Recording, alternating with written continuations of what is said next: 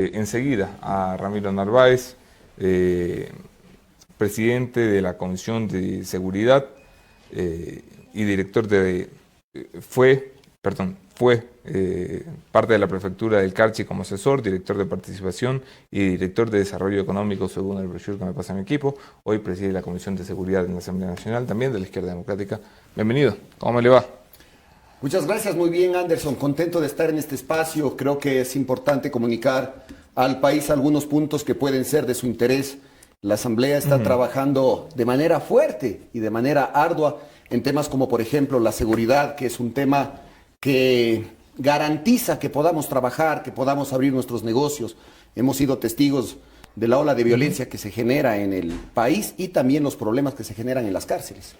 Empecemos por esto último, porque las cárceles siguen dando titulares todas las semanas. Gracias a Dios ya no es con múltiples asesinatos y enfrentamientos dentro, sino que ha empezado a ser por fin con militares que detienen gente que intenta ingresar drogas, armamentos, cartuchos. Esta mañana se hacía pública la noticia de un miembro de la Fuerza Aérea Ecuatoriana que entristece al uniforme militar por haber intentado ingresar armamento y munición. Por fin se nota que hay una respuesta en los círculos exteriores de seguridad de la cárcel. La pregunta es, ¿eso basta, Ramiro? Anderson, yo quiero ser claro en estos temas. Todos los gobiernos del pasado le han dado la espalda al sistema de rehabilitación social. No ha habido presupuesto, no ha habido tecnología, no ha habido personal para que trabaje ahí, no ha habido capacitación. ¿Y en qué desembocó esto? En que ya no dirija el Estado las cárceles, sino que pasen a ser administradas por las organizaciones delincuenciales. Ahora, el problema no ha terminado, Anderson. El 22 de febrero se generó un problema con aproximadamente 80 y pico de muertes. Y el gobierno anterior estaba de salida, por lo tanto fue indiferente a este problema. Y Guillermo Lasso estaba pensando en otras prioridades y no le prestó atención a las cárceles. Nosotros, cuando entramos a la Asamblea, desde el mes de mayo, empezamos un proceso de fiscalización al sistema de rehabilitación social porque ya vimos que era un problema que iba a estallar. Iniciamos un proceso de fiscalización con la Defensoría del Pueblo, la Defensoría Pública, el SNAI, el Ministerio de Gobierno, la Policía Nacional, expertos en el tema. Hicimos un sinnúmero de comparecencias, pero lo importante, Anderson, ¿sabes lo que es? Que nosotros alertamos al gobierno central de que el sistema era frágil y que esos problemas iban a volver a repetir y tuvimos oídos sordos. Tanto así que decidimos hacer un exhorto con 4 puntos al gobierno y que lastimosamente cuando sucedieron los hechos de julio y volvieron a generarse muertes en aproximadamente 22 personas, el gobierno reacciona y recién ahí le presta atención a este problema. Ahora, esto no acaba y te lo digo ¿por qué? Porque en el pasado ya se han hecho inversiones, ya se han hecho cambios de personal, pero las muertes continúan. ¿Qué hemos planteado? Un cambio estructural del sistema. Antes de ir al cambio estructural, me dices que han hecho un proceso de fiscalización del sistema carcelario. Allí ha habido plata para todo, ha habido plata para escáneres, para cámaras, para inhibidores. ¿Qué ha pasado? Nada de eso funciona. Y el diagnóstico el país ya lo conoce. Entonces, frente a ese problema... Sí, no, el diagnóstico es que las cárceles estaban abandonadas. Yo lo que quiero saber es el proceso de fiscalización de la Asamblea en que concluye. Perfecto, mira, el proceso de fiscalización que nosotros realizamos nos permite hacer un informe final que va a ser entregado al Ejecutivo. De manera verbal, en las diferentes comparecencias, ya les manifestamos y les hemos dado el camino o recomendado el camino que deberíamos seguir. Ese informe no es un informe que únicamente fiscaliza desde una manera cuestionadora, sino que es propositiva. Tanto así que de los 4 puntos que le hicimos al gobierno como exhorto, como una resolución, los 4 puntos han sido acogidos, pero lastimosamente 2 meses después, Anderson. El primero, le pedíamos al presidente que nombre la presidenta del directorio del organismo técnico, que es la máxima institución que controla el sistema carcelario. Después de más de 100 días lo nombró. Hoy es la Bernardo secretaria. Ordóñez. Ya. Primer punto que recomendamos, lo cumplió. Segundo punto, le recomendamos y le exigíamos también al gobierno, en el segundo punto, 2 elementos. Una intervención inmediata en el sistema carcelario y un plan de acción a largo plazo, una política pública para reestructurar el sistema penitenciario. Ya lo acogió. El primer punto a través de la presencia de Fausto Cobo, que está interviniendo de manera fuerte en el sistema penitenciario para retomar el control. Y el segundo anunció que hay un plan de largo plazo. El segundo punto también fue acogido. El tercer punto, que se defina claramente el rol de la Secretaría de Derechos Humanos, porque Anderson, que en una cárcel hasta este mes hayan muerto más de 121 personas, es espantoso. Claro. Y la Secretaría de Derechos Humanos en un inicio nos dijo que no era competencia de ellos. Por eso le pedimos al presidente que nos aclare.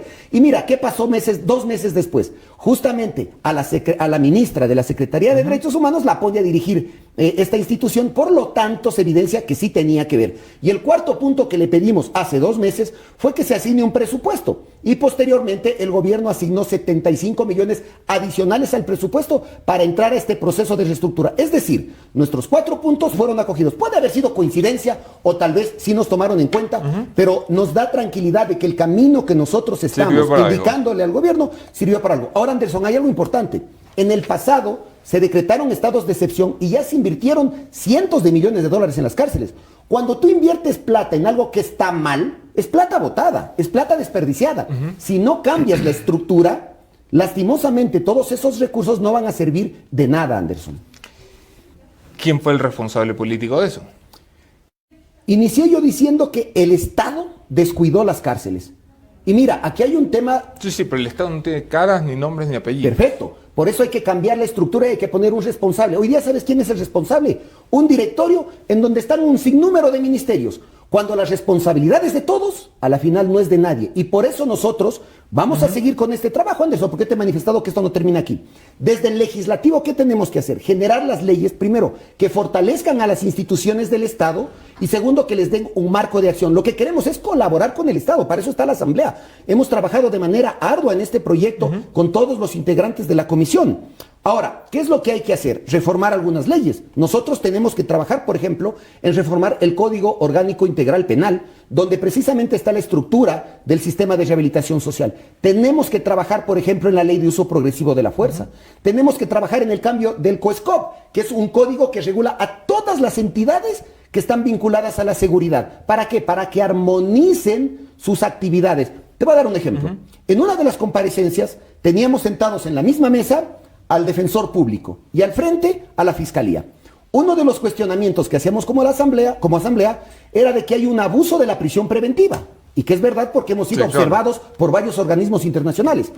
El defensor público manifestaba que ellos también han podido evidenciar como un grave problema que genera el hacinamiento. Y frente de él estaba el representante de la fiscalía y decía que no hay un abuso y que todo está bien. Es decir, 2 entidades del Estado se contradecían frente a un mismo problema. ¿Qué buscamos? Que se coordinen entre las instituciones para que hagan un solo plan y que lo ejecuten de manera conjunta. Si no, Anderson, esto no va a cambiar. Y un tema adicional que te quiero compartir, porque yo insisto que la Asamblea tendrá muchas cosas que corregir, pero también está trabajando nuestra comisión, y creo que es la única comisión y una de las pocas entidades del Estado que está haciendo esto. Hemos planteado algunas, quiero comentar solo esto, hemos realizado algunas recomendaciones en algo fundamental, en el Plan Nacional de Desarrollo. Porque si en el Plan Nacional de Desarrollo no está articulado adecuadamente el tema de seguridad, posteriormente las instituciones no van a poder ejecutar. Hemos hecho ya nuestros aportes, observaciones y recomendaciones al Plan Nacional de Desarrollo que este gobierno tiene que presentarnos. Yo entiendo que la Asamblea Nacional puede estar trabajando, lo que pasa es que eso de trabajo no necesariamente tiene incidencia positiva en la vida de la gente. A esto voy. Cuando hablamos de seguridad, ahora estamos hablando de los recintos carcelarios, la seguridad en realidad es para la gente que está fuera de las cárceles, no para los delincuentes, y con eso no quiero decir, no me malinterpreten, que está bien que se mate gente en las cárceles, porque esas vidas son de tutela del Estado.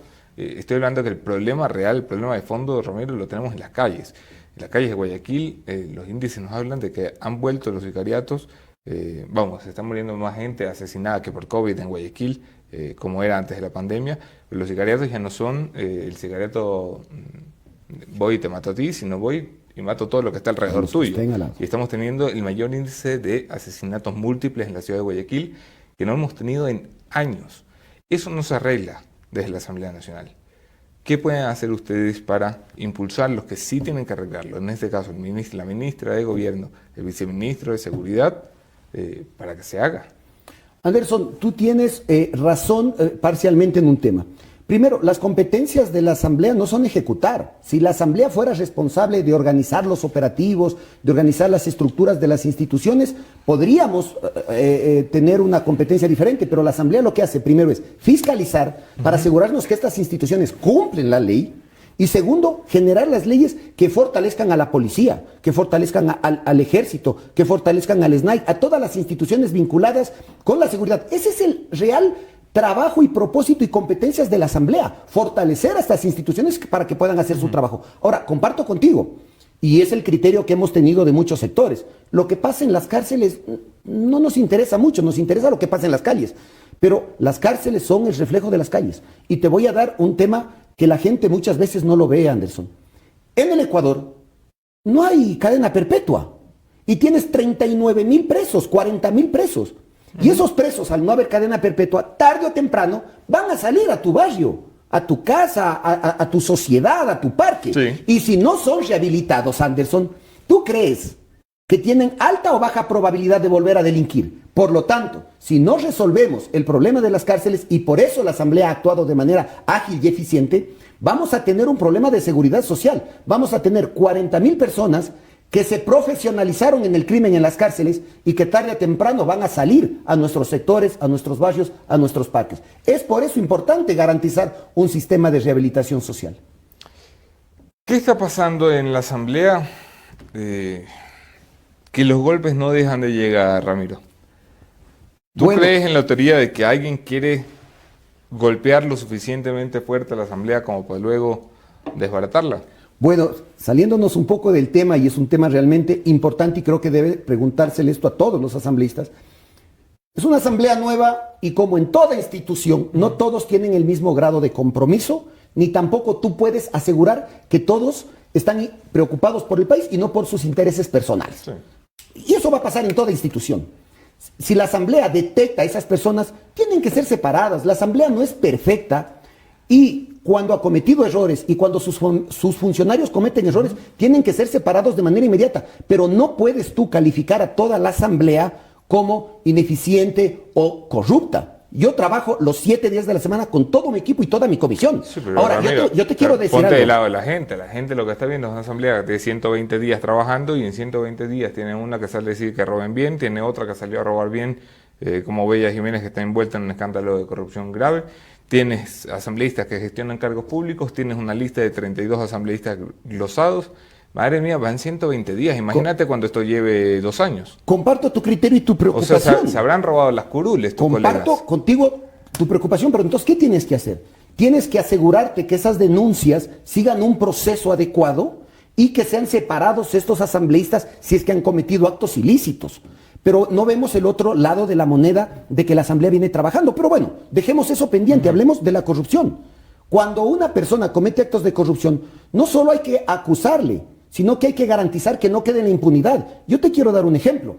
De todos estos actos de corrupción y estas irregularidades que tú has mencionado, ¿cuál es el único partido político que ha expulsado a estas personas de su bloque y de su partido? El único partido ha sido la Izquierda Democrática, porque nosotros fuimos el primer partido que expulsó a alguien porque no estaba alineada con nuestras convicciones. Y fuimos el primer partido político que expulsó a alguien porque estaba con indicios de actos de corrupción. Y si la Izquierda Democrática empezó con 18 asambleístas y se queda con 15, que es un costo político alto, pero si se queda con 12 o se queda con 10, pero esos 10 valen la pena, así lo haremos. Lo peor, Anderson, es la impunidad. Yo también comparto la preocupación de la ciudadanía. Ahora, ¿qué puedo hacer yo como Ramiro Narváez?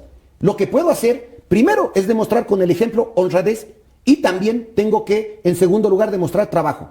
En nuestra comisión y yo como asambleísta no descanso de trabajar para cumplir con mi rol y generar las leyes y las reformas que el pueblo necesita. Creo que esa es la mejor forma de demostrarle al país que no todos los asambleístas somos corruptos. Ahora, yo también he sido claro en el Pleno con la presidenta de la Asamblea, y lo quiero decir aquí porque yo soy una persona que dice las cosas de frente, hay una campaña sistematizada para desprestigiar a la Asamblea. Yo no defiendo a aquellos que han cometido errores, tienen que ser separados. Pero ningún medio de comunicación comunica los aspectos positivos, las leyes generadas, los trabajos que hacen las comisiones, el trabajo en territorio para recolectar las necesidades de la gente y procesarlas para que se constituyan en leyes. Jamás defenderé la corrupción, deben ser separados, pero hay una campaña sistematizada. ¿Para qué? Para mí, para desviar la atención. Nosotros hemos planteado desde el principio que hay que apoyar la gobernabilidad, que hay que apoyarle al presidente Lasso en las cosas positivas, pero no le está cumpliendo al país. Y hoy día quiere desprestigiar a la Asamblea para generar una consulta popular. ¿Tú crees que el en donde presidente no quiere sabemos desprestigiar la Asamblea? Su equipo, ¿Tú crees que el muchas equipo del instituciones. presidente le dijo a Rosa Cerda, vaya a decir, mijita, que robemos bien? Y le dijo a Bella Jiménez, vaya, mijita, a pedir carguitos públicos. ¿Sabía que me ibas a hacer esa respuesta o ese comentario? No le dijo. Y yo he sido claro, los asambleístas que incumplen tienen que ser separados. Los asambleístas que están inmersos en actos de corrupción tienen que ser separados. A mí tampoco el presidente me ha dicho que trabaje de manera eficiente y yo lo hago todos los días. A mí me da temor que esa consulta popular, que esa consulta que quiere hacer, que a nosotros no nos preocupa, pero me da temor de que ahí se incluyan elementos que pueden perjudicar al pueblo ecuatoriano. ¿Cómo Si cuál? te hago una pregunta, Anderson. Si yo te digo, usted quiere fortalecer si para fortalecer la dolarización, ¿estaría usted de acuerdo de que se fortalezca el sistema de recaudación tributaria? Entonces, ¿yo qué digo? Claro, hay que fortalecer la dolarización, pero por otro lado me está diciendo que va a haber reformas tributarias que podrían perjudicar a los más relegados, a los más pequeños. Ese es el temor que tengo yo, porque yo no tengo problema en que se le pregunte al pueblo. Es más, algunos ya se han manifestado que no se haga consulta popular, que se haga muerte cruzada. Pero perfecto, entonces ahí el presidente va a ver si efectivamente cuenta con ese 75% de respaldo que ha manifestado. Porque yo sí quiero que le pregunte al pueblo, pues yo sí quiero que le pregunte a los profesores jubilados que todavía no les dan el incentivo jubilar y que necesitan para medicinas y que algunos ya han muerto y que no han recibido su plata. Claro que les pregunte. O que les pregunte a los jóvenes que no han accedido a la universidad pública, que les pregunte. O a los padres de familia que siendo pobres se han endeudado para pagar una universidad privada, que les pregunte. Que les pregunte a los campesinos que las prefecturas, las juntas parroquiales no llegan con obras porque les han reducido los presupuestos en esta Proforma 2021 y sospecho que lo mismo va a ser en la 2022. Que les pregunte. ¿Tú crees que si el presidente Lasso se anima a la muerte cruzada, pierde la elección? No me gustaría anticiparme, pero si él tiene la certeza de que cuenta con el respaldo popular, que lo haga. Yo quiero también aquí manifestar algo que lo ha dicho. Si él quiere gobernar para los sectores más relegados que necesitamos salir, ¿por qué? Y reduce presupuestos en áreas sensibles, como la educación, la salud, los GAT. ¿Por qué elimina el impuesto a la herencia? Que afecta al 2.7% de la población y le hace pensar al pueblo ecuatoriano que eliminando te va a beneficiar a ti. Si eliminan el impuesto a la herencia, a mí no me beneficia porque mi patrimonio no alcanza para que mis hijas, si reciben algo de herencia, tengan que pagar ese tributo. Cuando una persona recibe más de $74,000, paga ese tributo y el porcentaje va subiendo en función del monto. ¿Cuál es el sentido de eliminar, Anderson? ¿Cuál es tu patrimonio, Ramiro? Mi patrimonio es un departamento en la ciudad de Quito que debe estar, sí, déjame hacer cuentas, debe estar aproximadamente en 120, mi patrimonio llega a los $160,000 luego de 22 años de trabajo honesto. Imagínate, por eso a mí me sorprende que muchas personas, ¿no es cierto?, tengan patrimonios muchísimos más grandes y yo he tenido sueldos dignos, he trabajado 22 años en el sector público y privado y no he podido hacer una gran fortuna. Entonces, yo insisto en que el presidente no está beneficiando a los sectores más populares. ¿Cuál es la razón de eliminar ese impuesto? Entonces, a mí me da temor de que quieran cobrar impuestos a quienes hoy no están pagando porque tienen escasos recursos. No estamos trabajando para los menos o para los menos beneficiados en este país. Mira, Anderson, esto es sumamente importante. Hay serias desigualdades económicas en nuestro país y en el mundo. Hay personas que, como se sabe públicamente, viven con $1 diario. Y hay personas, Anderson, que tienen tanta plata que sus 5, 6, 10 generaciones no se la van a alcanzar a gastar. ¿Por qué el presidente no piensa en un impuesto a las grandes fortunas? Como lo hizo Bolivia, como lo hizo Argentina, como el presidente de China está sentándose a conversar con los grandes empresarios para decirles que hay que redistribuir la riqueza para que la economía siga moviéndose. Ninguno de esos países es un modelo para el Ecuador, ¿no? Bolivia no creo que sea el me modelo que el refiero Ecuador al tema quiere. de la concentración de la riqueza. O sea, vamos por ese lado, Anderson. Quiero decir, estás viendo los países que lo hacen. China, en la potencia comunista, Bolivia, que ni pie con bola, y Argentina, que lleva quebrada 60 años. Te doy otro ejemplo. El Fondo Monetario Internacional y muchos organismos internacionales recomiendan mecanismos de distribución de la riqueza.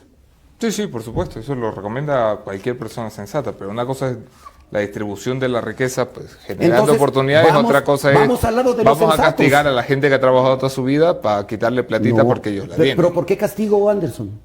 Un empresario honesto que ha hecho una gran fortuna, ¿cómo la hizo? Porque tiene empresas. ¿Y quiénes han sido los consumidores de esas empresas? Nosotros, pues, desde la claro. gente más pobre hasta la gente que Y por eso ese empresario, para hacer esa gran fortuna, por lo tanto, tendrá que haber pagado muchos impuestos. Muchos impuestos que hoy día en el Ecuador se evaden. Se evaden y se roban. Y se roban, por supuesto. El problema del comparto. Ecuador no es que la gente no pague impuestos solamente, que aquí hay gente que evade y elude, y eso hay que corregirlo. El gran problema de este Roba, país elude, es participa que en corrupción. no alcanza la plata porque se roban hasta el agua de los floreros. Imagínate, yo conversaba ayer con un asesor de la Asamblea, un gran amigo, y le decía, mira, nosotros tenemos que investigar actos de corrupción en el sector público.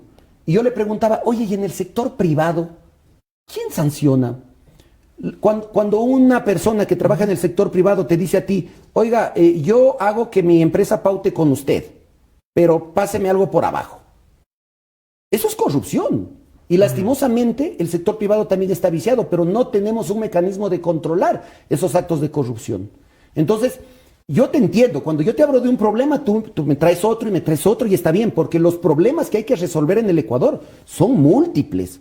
Pero si no empezamos por uno, nunca lo vamos a hacer. Para mí, lo primero es lo que está en mi círculo de influencia.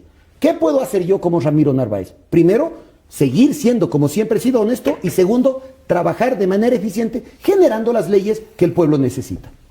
Ramiro, encantado de conocerte, de conversar contigo.